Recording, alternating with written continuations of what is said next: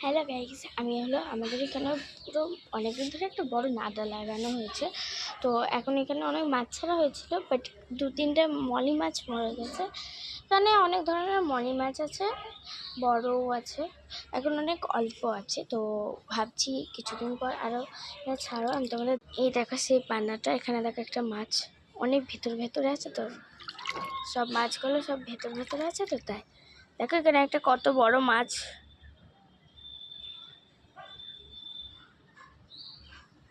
এইটা একটা বড় মলি, ভেতরে সব। এই দেখো এগুলো সব, মানে দেখো, দেখতে পাচ্ছ তো? জানি না দেখতে পাচ্ছ কিনা।